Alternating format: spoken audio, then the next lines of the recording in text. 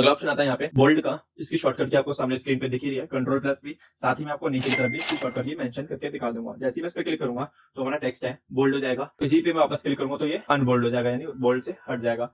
अगला ऑप्शन आता है इटैलिक का। इसमें हमारे पास टेक्स्ट जो है थोड़ा सा टेढ़ा हो जाता है, आपको दिख ही रहा होगा, और इसी से हटेगा। अंडरलाइन पे टेक्स्ट अंडरलाइन हो जाता है। मान लीजिए हमें इस टेक्स्ट को अंडरलाइन करना है, मान लीजिए इसमें सिंगल अंडरलाइन है, ठीक है, तो इस वाली एरो पे क्लिक करेंगे, हमारे पास अंडरलाइन के डिफरेंट टाइप्स के फॉर्मेट्स है।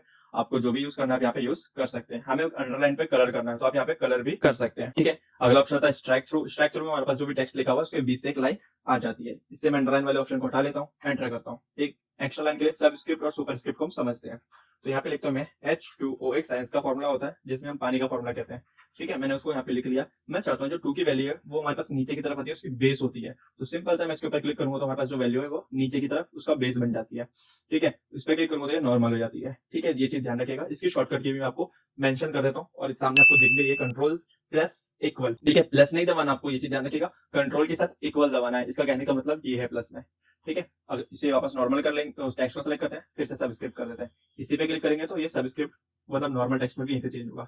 हम एक वैल्यू लिखते हैं, हम क्लास वगैरह पढ़ते हैं, हम 10th क्लास में पढ़ रहे हैं, तो हमने 10th लिखा, तो 10th में हमारे पास जो टीएच की वैल्यू होती है वो ऊपर होती है या फिर पावर में होती है। तो उसके लिए हमें यहाँ पे सुपर स्क्रिप्ट दी है, सुपर मतलब ऊपर।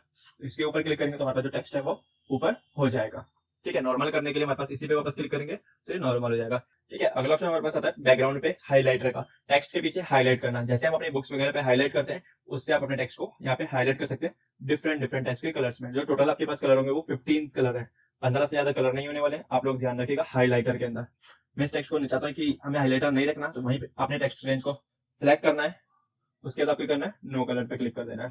उसके बाद हमारे पास ऑप्शन आता है टेक्स्ट के ऊपर कलर करना। इसको हम सिलेक्ट करते हैं अपने टेक्स्ट को, और यहाँ पे आराम से जो भी हमें कलर चॉइस करना होगा यहाँ से हम उस पर कलर वगैरह कर सकते हैं। तो मैंने ये कलर लगा के इस टेक्स्ट को बोल्ड कर दिया। मान लीजिए मैंने इतनी सारी फॉर्मेटिंग तो लगा दी, मुझे फॉर्मेटिंग की पसंद नहीं है, जैसा टेक्स्ट था मैं वैसे टेक्स्ट चाहता हूँ, तो उसके लिए हमारे पास एक ऑप्शन आता है क्लियर फॉर्मेटिंग का। क्लियर फॉर्मेटिंग पे जैसे मैं क्लिक करूंगा तो ये जैसा टेक्स्ट था स्टार्टिंग में सेम साइज पे ही रहेगा, और आपने इसका साइज भी बढ़ाया होगा तो साइज भी छोटा हो जाएगा। और प्लस जो फॉन्ट स्टाइल था, जो विदाउट कलर था, वो चीज भी यहाँ से हट जाएगी। मगर यहाँ से एक चीज नहीं हटेगी, जो हमारा हाईलाइटर, ये चीज ध्यान रखेगा।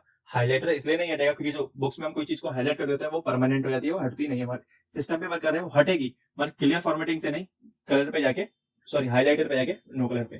तो आज की क्लास के लिए हमारे लिए इतना ही टॉपिक काफी है।